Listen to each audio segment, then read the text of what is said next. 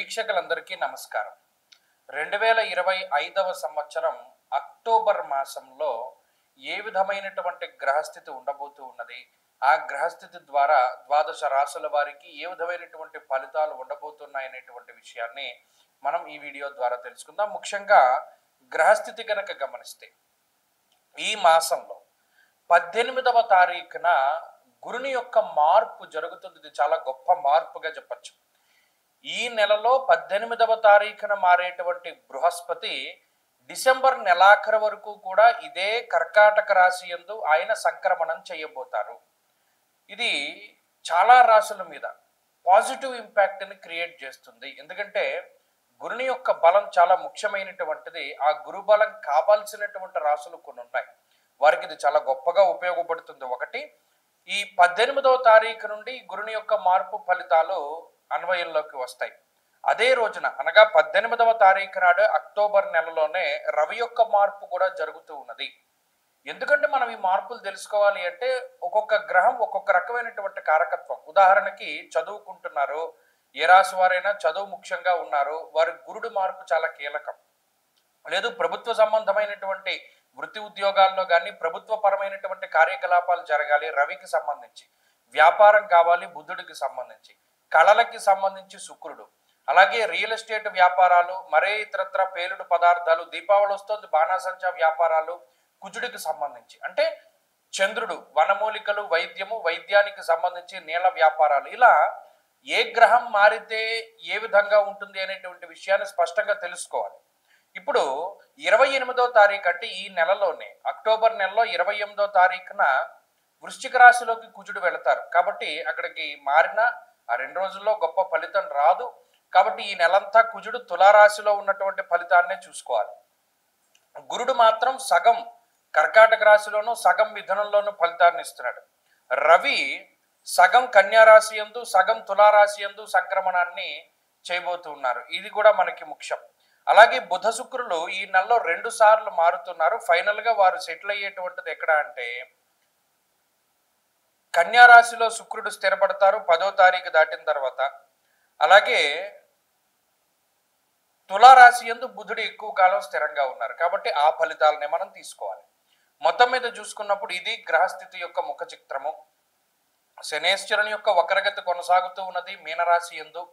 రాహుకేతువులు కుంభరాశి యందు, సింహరాశి యందు సంచరిస్తూ ఉన్నారు. ఇటువంటి గ్రహస్థితుల్లో మనం ద్వాదశ రాశుల వారికి ఏ విధమైనటువంటి ఫలితాలు ఉండబోతున్నాయో తెలుసుకుందాం.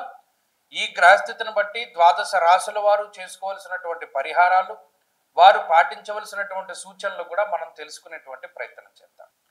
మేషరాశి వారికి అక్టోబర్ నెలలో ఏ గ్రహాలు యోగిస్తూ ఉన్నాయి అనేటువంటి విషయాన్ని మనం చూస్తే ఈ రాశి వారికి గురుడు తృతీయ స్థానంలో ఉన్నారు. తదుపరి చతుర్థ స్థానంలోకి వెళుతున్నారు. అంటే తృతీయ చతుర్థాలు రెండు గురుబలం ఉండేటువంటి స్థానాలు కాదు. ఇంకా తృతీయంతో పోల్చుకుంటే చతుర్థంలో అర్ధాష్టమ గురుడిగా ఆయన కొంత ప్రతికూలమైనటువంటి ఫలితాన్ని ఇస్తారు. కాబట్టి గురుబలం నెల మొత్తం కూడా లేదు.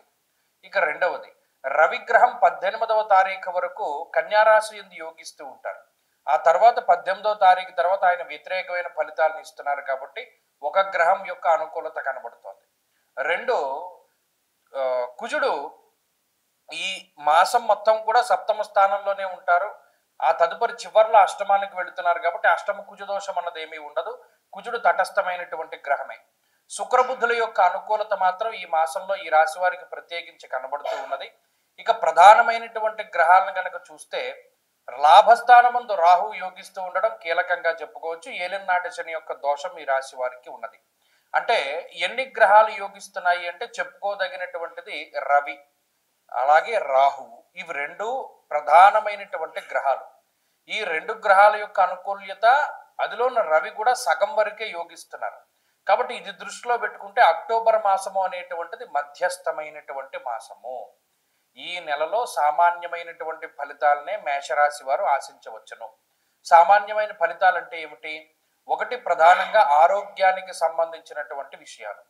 ఆరోగ్యపరమైనటువంటి విషయాలు సాధారణంగా ఉన్నాయి. ఎందుకంటే అటు రవి బలంగా ఉన్నటువంటి కాలము కూడా ఆరోగ్యపరమైనటువంటి సమస్యలు ఏమీ రావు. తర్వాత కూడా మానసికమైనటువంటి ఇబ్బందులు ఏమి మినహాయించి అనారోగ్య సమస్యలు ఏమీ ప్రధానంగా కనబడడం లేదు.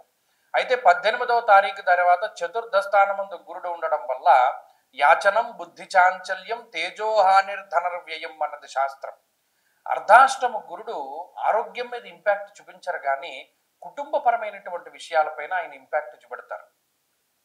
కుటుంబ సంబంధమైనటువంటి ఆరోగ్యము, కుటుంబానికి సంబంధించినటువంటి అంటే మిగతా కుటుంబ సభ్యులు మీతో మెలిగేటువంటి తీరు, వారు మీకు సహకరించేటువంటి విధానము, లేదు తల్లిదండ్రులు మీతో మెలిగేటువంటి తీరు, జీవిత భాగస్వామి మీతో మెలిగేటువంటి తీరు, ఇవన్నీ కూడా మేషరాశి వారికి ఇంపాక్ట్ చూపెడతాయి. ఇవన్నీ కూడా కొంత ప్రతికూలంగా ఉన్నాయి గ్రహస్థితులు.